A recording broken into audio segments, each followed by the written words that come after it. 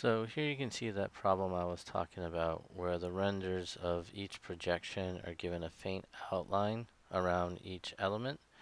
And that's basically due to the same problem we've talked about where when you make textures, if you don't expand the image beyond the border slightly by at least 1 or 2 pixels, you'll get this fringing element. So the easy way to fix this is basically you go back into Photoshop. I usually create a action to help with this, but basically you want to duplicate the image and keep duplicating it at least up to 10 times to fill in any transparent pixels around the element. So right now if you take this foreground element, you Control E to merge. I'm going to apply the layer mask.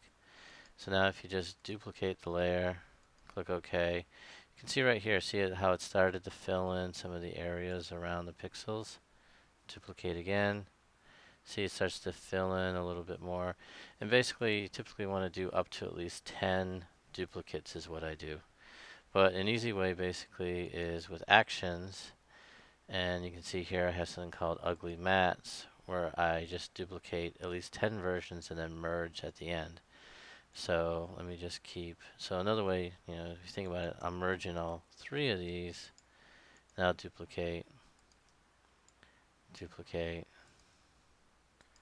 duplicate. So I'm just right clicking duplicate, duplicate. That should be in theory pretty much enough. And then if you just basically layer, flatten image, click OK, and then file, save as. Let's go to the breakout layers.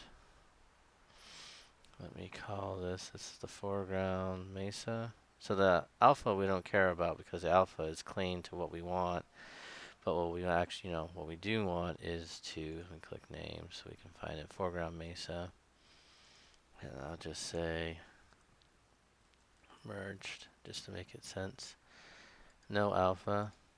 Go back to TIFF and click save. None. And let's go back to Maya and I'll show you what I'm talking about. So let's go to the hypershade, foreground, mesa, ambient color. So if I find where I put that, which is a couple layers up, Photoshop, Castle, Photoshop, breakout layers, merge, click OK. Let me reload that. And now you can see right here, see the fringing? So let's try re-rendering and see what we get. Oh, everything's still hidden. So I want to make sure that I'm on my first frame. Try from here to here, Shift H. Now let's just re-render the whole image.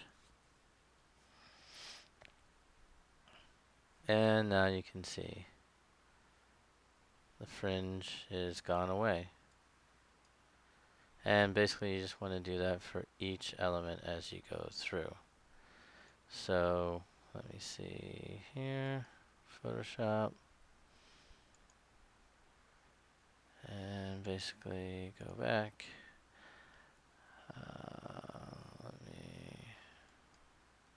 Oh, yeah. So let's just merge that. I've already saved this Photoshop. The main thing you want to keep in mind is that you want to basically not do too many actions so that your history can't go back, that you can't undo your Photoshop file. So I've already saved this Photoshop file. We're not doing anything new. So let's say we want to make a new action. You basically want to create an action. It's right here. Create a new action. Duplicate layer. Multiple, let's say. So to record. So for all of these, basically, you want to do an Control E, which merges. Right click, apply layer mask. And then now you basically just Duplicate. Okay. Duplicate. Okay. Duplicate. Duplicate.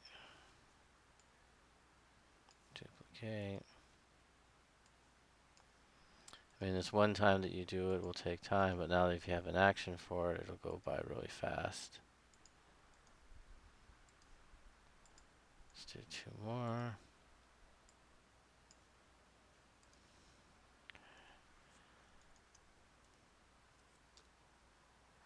And then stop. So you can see I just merged it, and then at the end you'll merge visible. So layer, flatten, okay, file, save as, breakout layers, main mesa, TIFF,